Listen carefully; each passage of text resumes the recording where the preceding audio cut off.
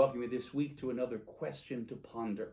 We say that questions are the heart of learning, and it's good to ask questions, but it's essential that you get the answer. I want to share with you a question today, always from the Bible, that is probably the most significant question you have ever even pondered yourself.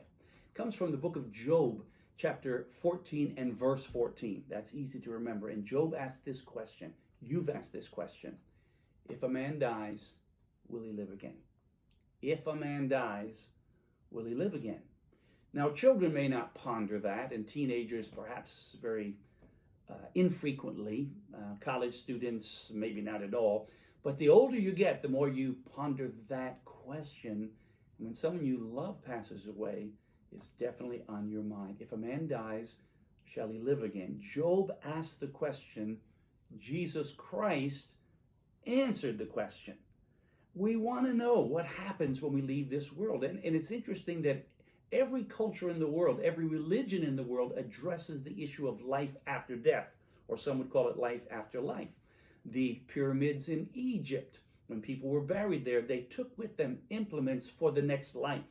Some, the wealthy, even had their favorite servant buried with them, alive or dead, to help them in the next life. The Native American religions here in the United States prepare for the spirit world. And when somebody dies, they give them some of the implements they used in this life and they value to take with them into the next. If a man dies, shall he live again? Well, Jesus answered the question with clarity.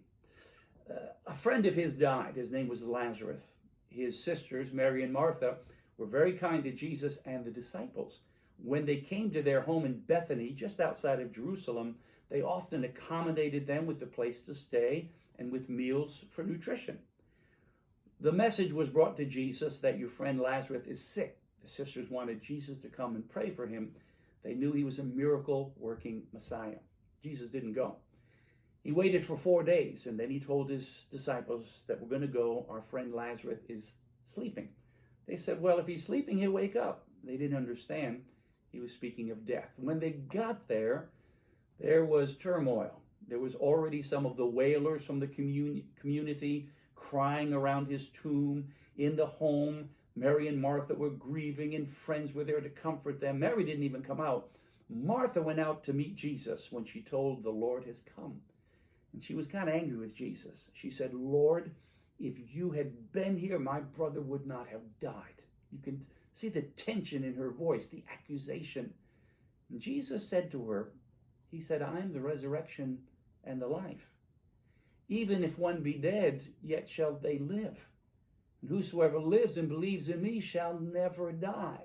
Now, Martha had faith, but she had faith in Jesus in the past, if you had been here. She said, well, he'll live in the time of resurrection when the dead rise again. So she has faith in Jesus for the future. But we need faith in Jesus right now. Jesus said, whoever believes in me shall never die. And then he went and raised Lazarus from the death. And when Lazarus eventually did die again, he lives eternally in heaven. His disciples were also concerned about the issue of death. If you die, will you live again? The question of Job resonated in their Jewish hearts. And Jesus told them one day these words over in John chapter 14, the first 3 verses. He said, let not your hearts be troubled. You believe in God, believe also in me. My Father's heart are many mansions. If it were not so, I would have told you. I go to prepare a place for you, that where I am, you may be also. Friend, if you have a loved one who has passed away, they love Jesus like you do. If you have a loved one, a family member, a mother, father, grandparent who their health is depleting, and you can see that the cycle of life is winding down. The cycle of life for all of us is birth, development, maturity, decline, and then death. That's the cycle of life in this world. But that's not the end of the story, because there's life after life. Let me close with this quote from C.S. Lewis, the great British scholar and former atheist who came to a resounding faith in Jesus. And he said this about death. He said, when I find within myself a longing that nothing in this world can satisfy, it's then that I am reminded that I was created for another world. Pray with me. Lord, as we ponder the question of Job, if a man dies, shall he live again? We embrace the answer of Jesus. I'm the resurrection and the life. He that believes in me, even though he were dead, yet shall he live. And whosoever lives and believes in me shall never die. Thank you for the promise of heaven.